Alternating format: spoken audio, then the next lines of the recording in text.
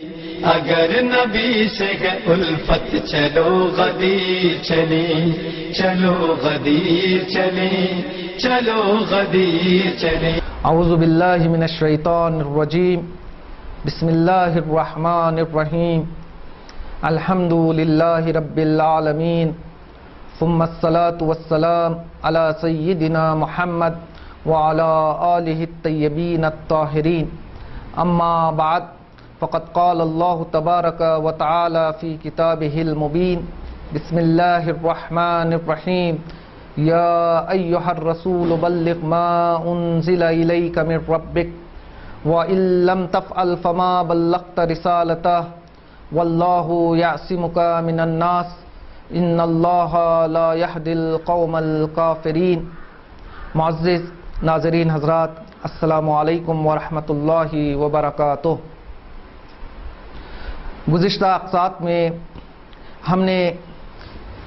یہ بتانے کی کوشش کی تھی کہ واقعہ غدیر کے حوالے سے اہل سنت کی توجیحات کیا ہیں اور اس کا مختصر جواب دینے کی کوشش کی تھی۔ پہلا اشکال یہ تھا کہ لفظ مولا کے معنی دوست کے ہیں۔ ہم نے یہ بیان کیا کہ نہیں، لفظ مولا کے معنی دوست کے ہو ہی نہیں سکتے، بلکہ لفظ مولا کے معنی امام کے ہیں۔ اور دوسری توجیہ اہل سنت کی ہم نے یہ بیان کی تھی کہ بعض اہل سنت کے علماء یہ بتاتے ہیں کہ حدیث غدیر متواتر نہیں ہے بلکہ مشکوک ہے، اور ہم نے گزشتہ تقریر میں اس چیز کا جواب دینے کی بھی کوشش کی تھی۔ تیسری توجیہ جو اہل سنت کی جانب سے غدیر کے حوالے سے وارد ہوئی ہے وہ یہ ہے کہ اہل سنت کے چند علماء یہ بیان فرماتے ہیں کہ حدیث غدیر میں جو رسول اسلام نے حضرت علی علیہ السلام کا تعارف کروایا ہے وہ چوتھے خلیفہ کے اعتبار سے تعارف کروایا ہے۔ اب ان حضرات کے جواب میں ہم یہ کہیں گے کہ یہ کیسے ممکن ہے کہ کوئی بھی شخص اگر اپنا جانشین لوگوں کے درمیان بتانا چاہتا ہے تو پہلے جانشین کو چھوڑ دے، دوسرے جانشین کو چھوڑ دے، تیسرے جانشین کو چھوڑ دیں، اور ایک ہی ساتھ پہلی مرتبہ بجائے اس کے کہ پہلے پھر دوسرے پھر تیسرے پھر چوتھے جانشین کا تعارف کروائے، ایک دم سے پہلے ہی مرتبہ وہ چوتھے جانشین کا تعارف کروائے۔ تو اس کے جواب میں بھی اہل سنت کے ایک بزرگ عالم دین آلوسی یہ تحریر فرماتے ہیں کہ رسول اسلام کو چوتھے خلیفہ کے تعارف کی ضرورت اس لیے پڑ گئی چونکہ رسول اسلام حضرت علی علیہ السلام کے زمانے میں پیش آنے والے جنگوں سے واقف تھے کہ حضرت کے خلافت کے زمانے میں تین جنگیں لڑی جائیں گی، لہذا پیغمبر اسلام نے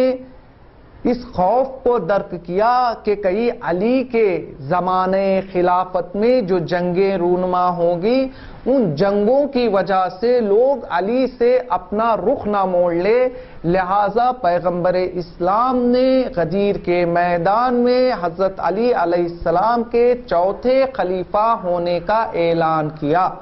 تو میں جناب آلوسی سے یہ پوچھنا چاہوں گا کہ جناب آلوسی، کوئی بھی عقل کیا یہ گوارا کرتی ہے کہ کوئی انسان اپنا خلیفہ تعین کرنا چاہتا ہے لیکن خلیفہ جب وہ بنانا چاہتا ہے تو پہلے خلیفہ کا اعلان نہیں کرتا، دوسرے خلیفہ کا اعلان نہیں کرتا، تیسرے خلیفہ کا اعلان نہیں کرتا، بلکہ پہلے ہی مرتبہ وہ چوتھے خلیفہ کا اعلان کرتا ہے؟ اور جو توجیہ آپ نے پیش کی یہ بتایا چونکہ حضرت علی علیہ السلام کے زمانے میں تین جنگیں ہونے والی تھی، لہٰذا ان جنگوں کے خوف کی وجہ سے پیغمبر اسلام نے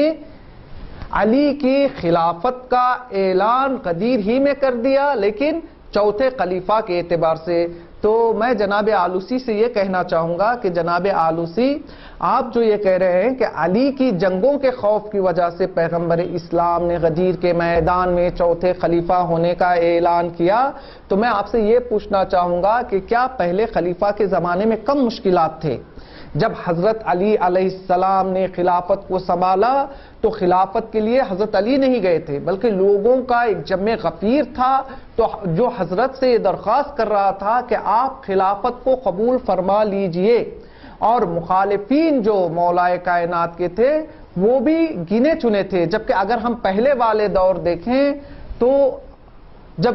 خلیفہ اول خلافت پہ پہنچے یا دوسرے خلیفہ خلافت پہ پہنچے، اور خصوصاً تیسرے خلیفہ کا دور جس کے اندر بہت سارے فتنے برپا ہوئے،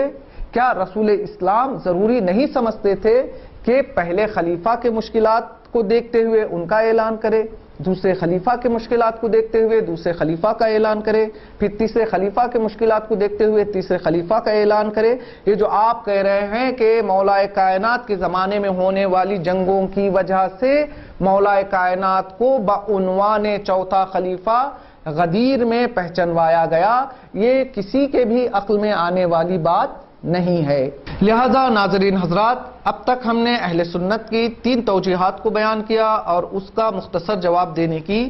کوشش کی۔ ایک چوتھی توجیہ بھی ہے جو اہل سنت کے جانب سے وارد ہوئی ہے، وہ توجیہ یہ ہے کہ اہل سنت کے بعض علماء یہ کہتے ہیں کہ آپ جو یہ کہہ رہے ہیں کہ واقع غدیر میں حجۃ الوداع کے بعد رسول اسلام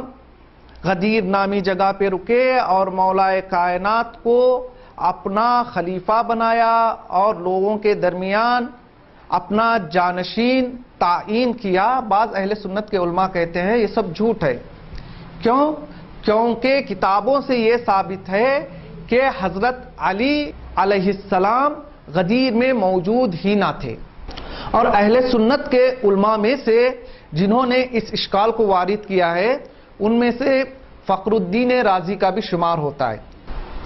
اہل سنت کے بزرگ عالم دین فخر الدین رازی یہ تحریر فرماتے ہیں کہ شیعہ یہ گمان کرتے ہیں کہ غدیر میں رسول اسلام نے مولا کائنات کو اپنا جانشین بنایا، جبکہ ایسی بات نہیں ہے، چونکہ غدیر میں حضرت علی موجود ہی نہیں تھے، حضرت علی اس وقت یمن میں موجود تھے۔ میں جناب فخر الدین رازی سے یہ کہنا چاہوں گا کہ آپ ہماری کتابوں کو چھوڑیے، کم از کم اپنی کتابیں یا اپنی کتابوں کو بھی چھوڑیے، آپ حدیث غدیر کو فخر الدین رازی اس لیے نہیں مانتے، کہتے ہیں کہ یہ حدیث ضعیف ہے، اور ان کی دلیل یہ ہے کہ چونکہ صحیح بخاری اور صحیح مسلم میں حدیث غدیر موجود نہیں ہے، لہذا میں حدیث غدیر کو ضعیف مانتا ہوں۔ میں جناب فخر الدین رازی سے کہنا چاہوں گا، جب آپ کے نزدیک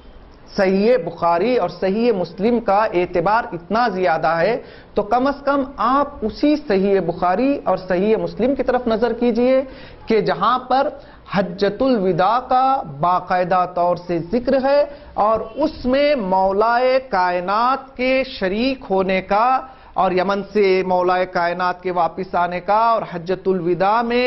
رسول اسلام کے ساتھ حج کے اعمال کو بجا لانے کا ذکر مفصل طور پہ موجود ہے۔ یہ کیسے ممکن ہے کہ آپ ایک طرف سے صحیح بخاری اور صحیح مسلم کو اتنا اعتبار دیتے ہیں اور یہ